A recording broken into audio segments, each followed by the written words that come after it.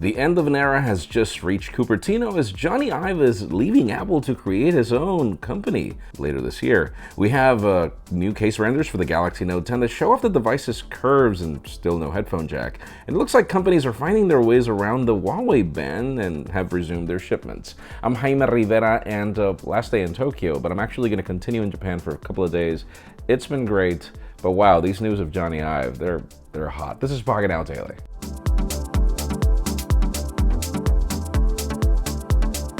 The official news today begin with deals. No, don't worry, it's not about Apple. It's actually about Google Home Minis. They're currently $25, and there are a couple of retailers that are offering these for a discount, like B&H, Amazon, Google.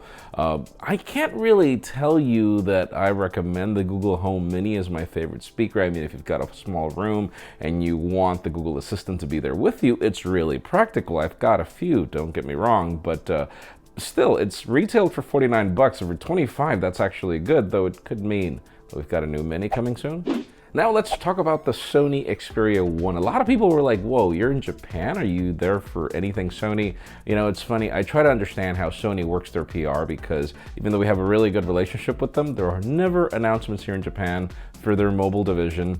And well, we still don't have a unit because that's the way it is in the United States. But anyways, pre-orders have begun. The launch is for July 12th, but the interesting part is, whoa, the Sony Mark III headphones are my favorite, hands down, and they're currently bundled with the Xperia 1 if you pre-order. So you're saving $350 right there.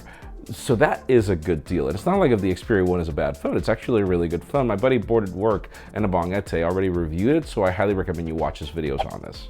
Now let's talk about Apple and investments. Again, it's interesting that I'm talking about Japanese companies right now, and I'm in Japan, but the thing about it is the company has decided to invest more money in Japan Display. And this is interesting. I had really not realized that the company had invested $1.5 billion back in 2015 in Japan Display. And apparently the company has decided to invest even more money to keep the company alive. Right now, obviously the only other provider of LCD displays is LG, so pretty much Apple has a stake in Japan Display in order to keep competition, obviously drive the prices down. I assume that that's the strategy, but also because the company has also begun providing OLEDs, which also help provide the amount of displays needed for the Apple Watch, in addition to Samsung and LG in certain cases. So yeah, this is the way Apple does things. It's good to see that there's another company out there.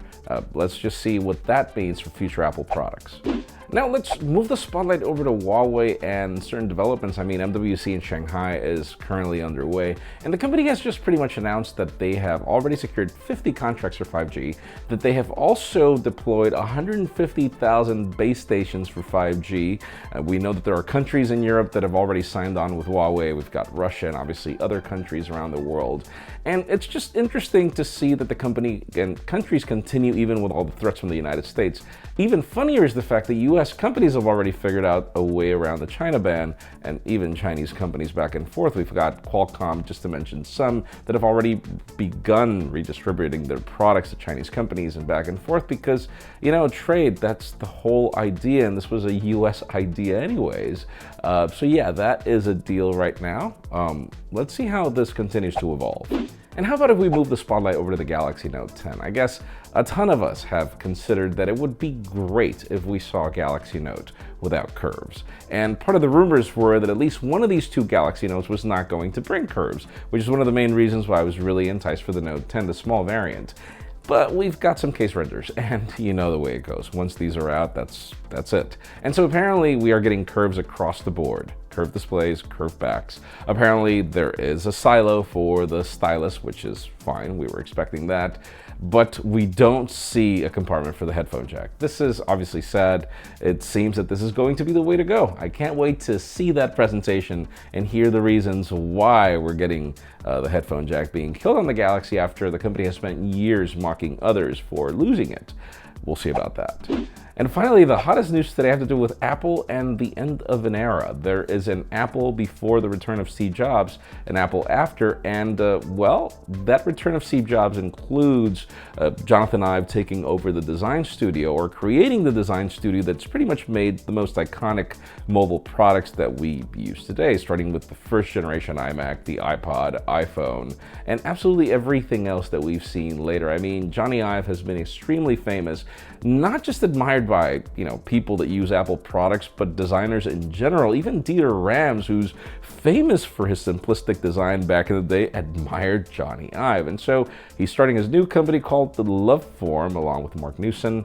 Well, the question is, what's going to happen with the future of design for Apple?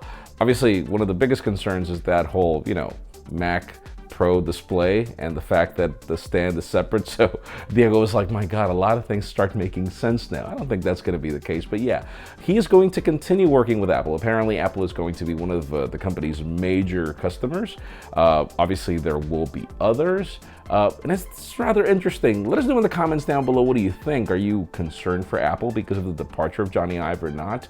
In my case, I'm not, because if Apple's going to be the major customer, that I know who is going to be a consultant.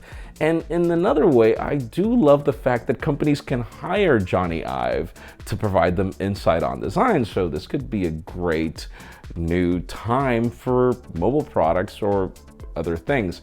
That's just me. Let us know what you think in the comments down below. Friends, again, if you want to get the news earlier, follow us on Pocketnow.com and subscribe to both our channels, English and Spanish, for more videos like this one. You can also follow me on Twitter and my Instagram as well if you want to see some crazy running photos and stuff like that. But in addition, follow us on Instagram as our extended coverage happens there. Please give this video a thumbs up if you like what you saw. I'm Jaime Rivera. Thanks so much for watching. We'll see you on the weekly, which is already recorded, and the recap, which is coming soon.